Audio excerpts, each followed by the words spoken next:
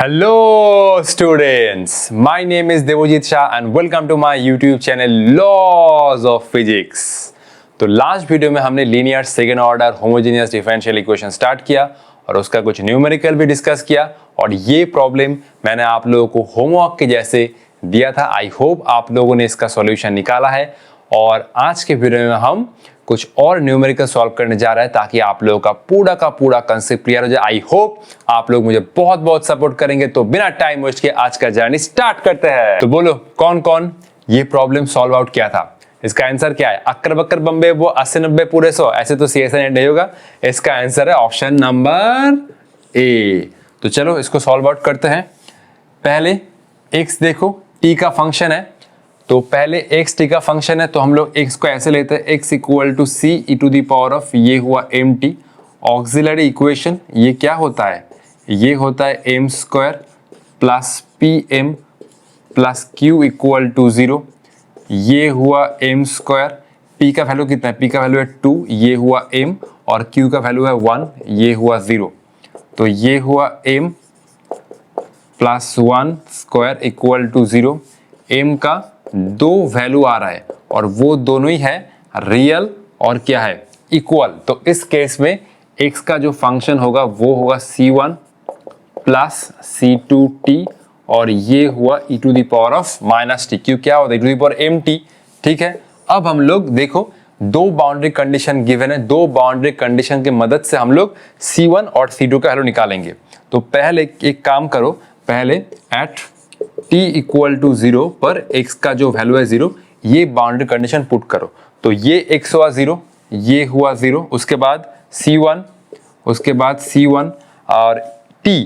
इस इक्वेशन में अगर t रखोगे तो ये पूरा टर्म आ रहा है 0। ठीक है, और e to the power minus 0, e to the power minus 0 कितना होता है? 1। e to the power minus 0 कितना है? 1। तो ये देखो c1 का वैल्यू आ रहा है 0। ओके, अब इस इक्वेशन को फिर से लिखो, c1 का वैल्यू जब 0 हो रहा है तो ये हुआ x इक्वल टू ये हुआ c2t और ये हुआ e to the power of minus T.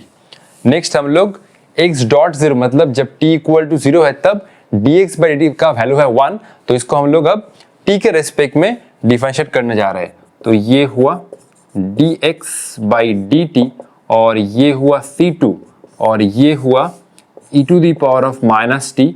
जब तुम इसको डिफरेंशिएट करो कितना आएगा? Minus e to the power minus T. तो ये हुआ माइनस टी और ये हुआ T to the minus T. Okay, जब तुम पहले मैं टी को डिफरेंशिएट कर रहा हूँ e to the minus T, फिर उसके बाद e to the minus T को, तो ये आ रहा है minus e to the minus T. तो ये हुआ माइनस। नेक्स्ट हम लोग ये वाला बाउंड्री कंडीशन पुट कर रहे हैं। तो ये हुआ at t equal to 0 x dot ये आ रहा है 1 मतलब dx dt। तो dx dt का वैल्यू रखो 1, ये हुआ 1 और ये हुआ c2। देख सकते हो e to the power minus 0 means ये हुआ 1 और ये टर्म तो पूरा ही 0। t का वैल्यू अगर 0 होता है तो ये हुआ 0 और ये हुआ c2 का वैल्यू ये हुआ 1। अब इस इक्वेशन में x की जगह c2 की जगह पर 1 रखो। तो ये हुआ x equal to t e to the power minus T. अब देखो क्वेश्चन क्या पूछा है? Solution xt attends its maximum value when t is, मतलब t के कौन से वैल्यू के लिए x अपना मैक्सिमम वैल्यू अटेंड कर रहा होगा। मैक्सिमम और मिनिमम निकालने का क्या कंडीशन है? पहले तुम dx बाई dt को 0 के साथ इक्वेट करके t का वैल्यू निकालो, t का जो वैल्यू आएगा। अब उस t के वैल्यू के ऊपर हमें चेक करना है d2x dt2 पॉजिटिव या नेगेटिव आ रहा है।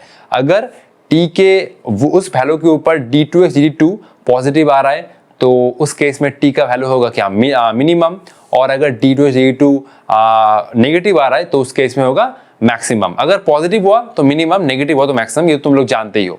कॉपी कर लो। नेक्स्ट हम लोग, अच्छा इसको मैं काम करते हैं, यहाँ पर जगह है तो इसको मैं dx बाई dt करके निकाल लेता हूँ, dx बाई dt।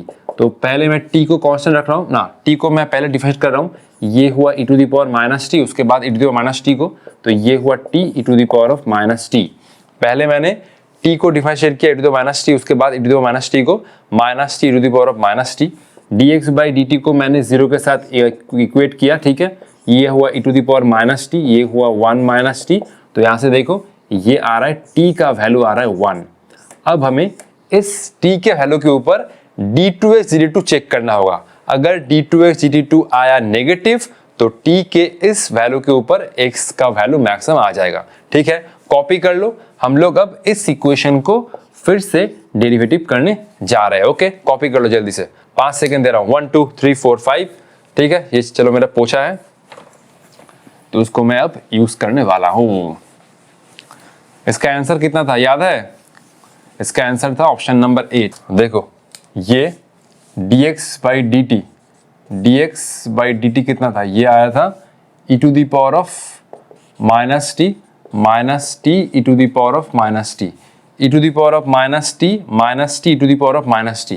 तो फिर से मैं इसको और एक बार डिफाइन कर रहा हूँ, d2x dt2। तो ये हुआ minus e to the power of minus T, फिर उसके बाद माइनस, फिर उसके बाद मैं t को डिफरेंशिएट कर रहा हूँ तो ये हुआ e to the power of minus T, फिर उसके बाद minus T e to the power of minus T और ये हुआ -1। तो ये हुआ minus e to the power of minus T, ये हुआ minus e to the power of minus T, ये माइनस माइनस प्लस प्लस और ये माइनस, तो ये हुआ माइनस और ये हुआ t e to the power of minus T. Okay, ये minus minus plus plus minus. अच्छा, और एक बार चेक कर लेता हूँ। अच्छा, ये तो बीच में प्लस होगा ना, ये प्लस होगा, तो ये minus minus plus minus minus minus, ये हुआ प्लस। एक बार चेक कर लो आराम से। ये इसका डिफरेंशिएट हुआ minus e to the minus T, ये माइनस हुआ, t को डिफरेंशिएट किया e to the minus T, फिर t e to the power minus t -1, तो minus e to the power minus T minus e to the minus T, ये minus plus minus minus minus plus. Okay, तो ये हुआ d2x dt2। देखो d2x dt2, ये हुआ t e to the power of minus T और ये हुआ 2 e to the power of minus T, t e to the power minus T minus 2 e to the power minus T. तो अब हम लोग इस इक्वेशन में t का वैल्यू 1 रख के देखेंगे, क्योंकि dx बाई dt अगर जब तुमने 0 किया तो t का एक ही वैल्यू आ रहा है 1, तो t के इस वैल्यू के ऊपर ये हुआ t का वैल्यू 1 रखोगे तो वो ये 1 e to the power of -1, ये हुआ -2 e to the power of -1।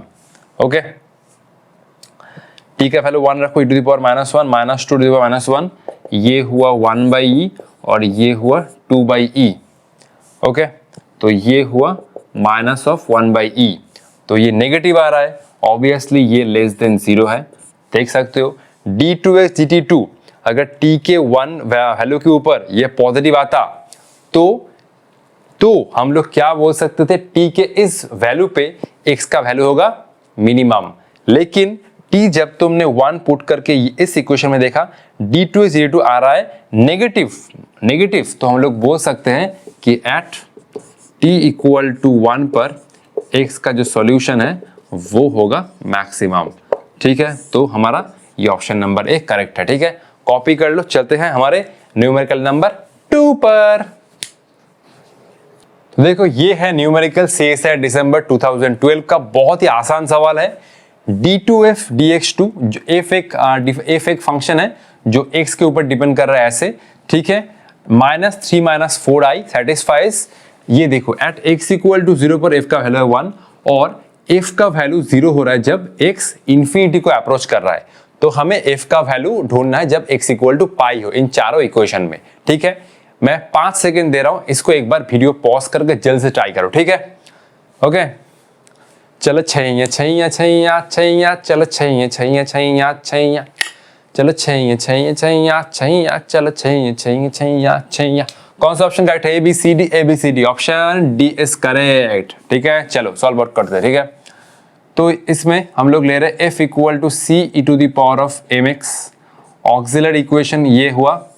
अच्छा, इसमें देखो d2, अच्छा ये तो d2f dx2 जो df dx वाला टर्म है वो तो 0 है। ठीक है, ये वाला टर्म क्या है? ये वाला टर्म है q। ठीक है, याद है तो d2y dx2 plus p dy dx plus q into y, तो इसमें p dy dx मतलब df बाई dx वो वाला टर्म एब्सेंट है, तो ये हुआ सिंपल q। ठीक है, तो ये हुआ m स्क्वायर और ये हुआ q, m square plus pm plus q equal to 0। Okay, अच्छा ये हुआ m स्क्वायर और ये पूरा टर्म ये हुआ -3 - 4i।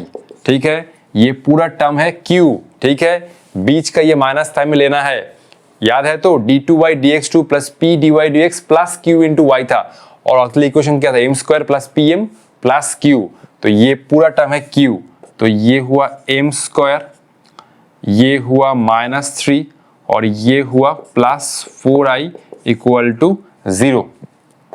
तो ये हुआ m स्क्वायर, और इसको मैं अगर ऐसे लिखता हूँ m स्क्वायर, ये हुआ देखो, तो ये हुआ 3 माइनस ऑफ 4i, तो इसको मैं ऐसे लिख सकता हूँ 3 को, ये हुआ 4 और ये हुआ 4i और इसके बाद ये हुआ -1, 4 - 1 3।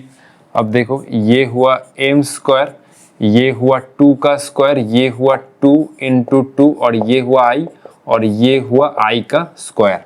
i का स्क्वायर क्या होता है, -1, तो ये हुआ a square minus 2ab plus b square, देख सकते 2 स्क्वायर 4, 2 इंटू 2 इंटू i और ये हुआ i स्क्वायर का वैल्यू -1।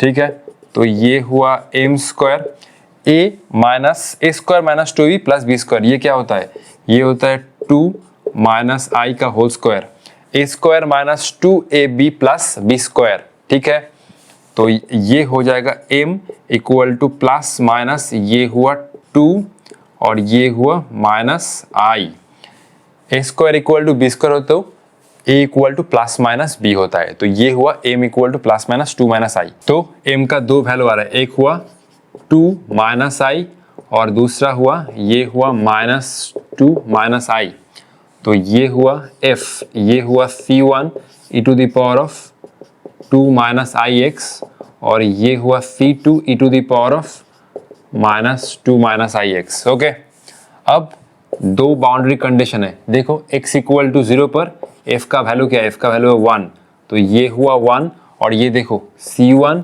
प्लस ये आ रहा है c2। ठीक है, e to the power of x equal to 0 put करोगे तो e टू द पावर 0 1 और यहाँ पर x को इक्वल टू 0 पुट करोगे तो ये पूरा फंक्शन है 1, तो c1 प्लस c2 आ रहा है 1। और एक बाउंड्री कंडीशन है, इसको भी अप्लाई करके चेक कर लेते हैं, x equal to x tends to infinity पर f x का वैल्यू आ रहा है 0, तो कौन सा इक्वेशन पुट करोगे, इसे इक्वेशन, तो f x ये वाला, ये हुआ 0। ठीक है, ये हुआ 0 c1 e to the power of ये हुआ 2 माइनस i इंफिनिटी और ये हुआ c2 e to the power of -2 minus i, ये हुआ इंफिनिटी। देख सकते हो आराम से, c1 e to the power of 2 minus i ये हुआ infinity, c2 e to the power of -2 minus i infinity. ठीक है, तो ये देखो 0 equal to c1 e to the power something into infinity, e to the power infinity, और उसके बाद c2, ठीक है, e to the power of minus infinity, क्या होगा, e to the power minus infinity होता है 0, e to the power minus infinity होता है 0, तो ये हुआ c1, ये हुआ 0 और ये हुआ c1 into infinity, e to the power infinity infinity, तो ये हुआ c1 इक्वल टू 0। ठीक है, अब हमें इस इक्वेशन, अच्छा c1 इक्वल टू अगर 0 है तो c2 क्या हो जाएगा, c2 का वैल्यू है 1, c2 का वैल्यू है 1, तो हम लोग अब नेक्स्ट इस इक्वेशन में ये वाला टर्म है इसको पूरा गायब कर देंगे और ये इसके ऊपर आगे ऑपरेट करेंगे। ठीक है, कॉपी कर लो, चलते हैं आगे। ओके, ठीक है, दिल खुद गर्ज है, फिसला है ये फिर हाथ से, ये टाइम है पढ़ने का, प्यार वार का चक्कर छोड़ो, पढ़ाई करो, पढ़ाई पढ़ाई। ठीक है, चलो, तो ये था f का फंक्शन, ये वाला पूरा टर्म तो 0, ठीक है, जो है c1 equal to e to the power of 2 minus i x, ये वाला पूरा टर्म तो 0, सिर्फ ये बचा c2 e to the power of -2 minus i x, c2 का वैल्यू कितना आ रहा है, c2 का वैल्यू आ रहा है 1, ये हुआ e to the power of -2 minus i x। अब तुम्हें x का वैल्यू क्या करना है, x का वैल्यू पाई पुट करना है, ये हुआ f equal to e to the power of -2 minus i, x का वैल्यू है पाई, तो ये हुआ f और ये हुआ, इसको मैं ब्रेक कर लेता हूँ, e to the power of -2 pi और e to the power of ये हुआ pi, e to the power I pi क्या होता है, e to the power cos theta plus i sin theta, तो ये अच्छा cos थीटा, ये हुआ f, ये हुआ e to the power of -2 pi, minus है आगे, ये हुआ cos pi plus i sin pi.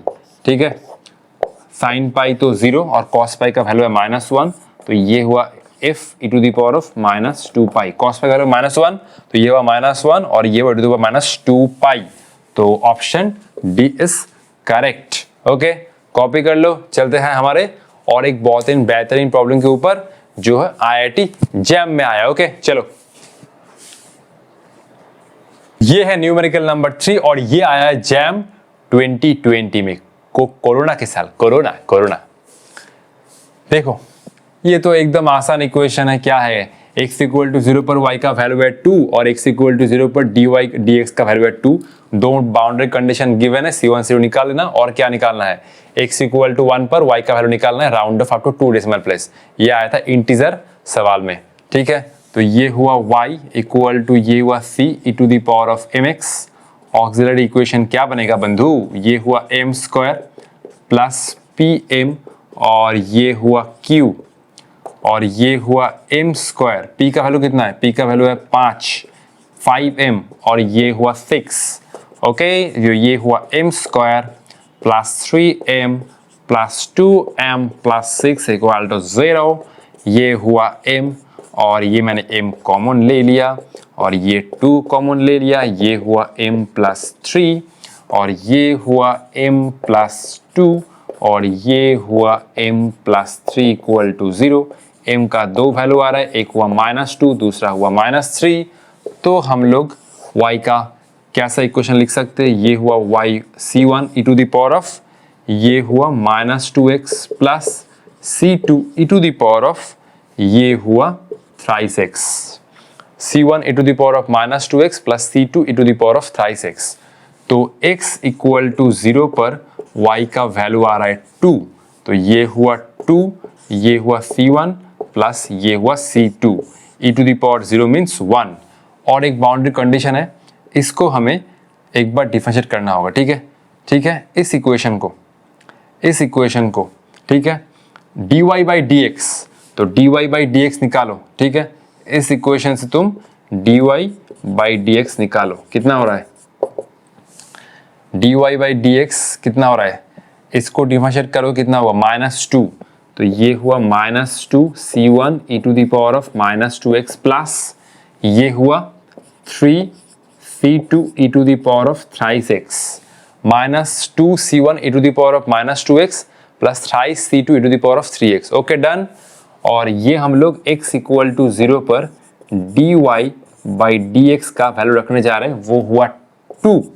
ठीक है, तो वो हुआ 2। अब इस इक्वेशन में अगर x इक्वल टू 0 पर dy by dx value put करोगे तो ये आएगा 2। ठीक है, ये आएगा 2 और ये हुआ -2 c1 और ये हुआ प्लस thrice c2। देख सकते हो e to the power 0 to the power 0 1 dy by dx value है 2। ठीक है, ये हुआ -2 c1 प्लस 3 c2। ओके, अच्छा नेक्स्ट हम लोग c1 c2 का वैल्यू निकाल सकते हैं। c1 क्या है, c1 है 2 माइनस c2, तो ये हुआ 2, ये हुआ -2। c1 का वैल्यू क्या है, 2 माइनस c2, ये हुआ 2 माइनस c2 प्लस ये हुआ thrice c2। ठीक है, ये हुआ 2, ये हुआ -4 प्लस ये हुआ twice c2 plus thrice c2। अच्छा 2 प्लस 4 ये हुआ 6, ये हुआ 5 c2, c2 इक्वल टू ये हुआ 6/5। चेक कर लो, -2 c1 to the power -2x plus thrice c2 to the power 3x, x equal to 0 पर dy dx का वैल्यू है 2, तो 2 equal to -2 c1 plus 2 c2, 2 equal to -2 c1 का value कितना है 2 minus c2, 2 minus c2 plus 3 c2, 2 equal to -4 plus 2 c2 plus 3 c2, ये 5 c2 हुआ, 2 plus 4 6, c2 equal to 6/5। तो अब हमें c1 का वैल्यू निकालना होगा और अल्टीमेट y का जो ये वाला इक्वेशन है इसमें x इक्वल टू 1 पुट करना होगा। ठीक है, तो चलो कॉपी कर लो आराम से। ठीक है, तो चलो इसको इरेज करने का टाइम आ गया है।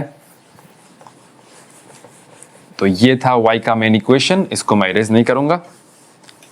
ठीक है, तो देखो ये c1 प्लस c2 ये कितना आया, ये हुआ 2 और ये हुआ c1, c2 का वैल्यू है 6/5, ये हुआ 6/5, ये हुआ 2 और ये हुआ c1 2 माइनस 6/5, ये हुआ C1, 2 इंटू 5 कितना हुआ, ये हुआ 10 माइनस 6/5, ये हुआ C1 इक्वल टू 4/5। ठीक है, देख सकते हो 6 + 4 10/5 2 है, तो y का जो वैल्यू आ रहा है C1 क्या है, C1 है 4/5, ये हुआ e⁻⁻2x प्लस C2 का वैल्यू आ रहा है 6/5 और ये हुआ e⁻⁻3x।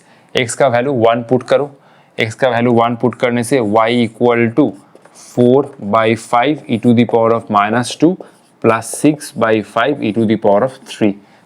ठीक है, ये तुम कैलकुलेटर में कैलकुलेट कर लेना, जो भी आंसर होगा वही हमारा आंसर है। ठीक है, x का वैल्यू 1 पुट करोगे 4/5 e⁻⁻2 6/5 e⁻³ तो इस इक्वेशन को तुम्हें कैलकुलेटर में पुट करना होगा। ठीक है, तो ठीक है, आज के लिए इतना ही, मिलते हैं नेक्स्ट वीडियो में। नेक्स्ट वीडियो हम लोग स्टार्ट करने जा रहे हैं नॉन होमोजेनस डिफरेंशियल इक्वेशन, और उसका बहुत सारा रूल है, फॉर्मूला है, और उसके ऊपर ढेर सारा हम लोग न्यूमेरिकल डिस्कस करेंगे। आज के लिए इतना ही, तब तक ऑल द बेस्ट।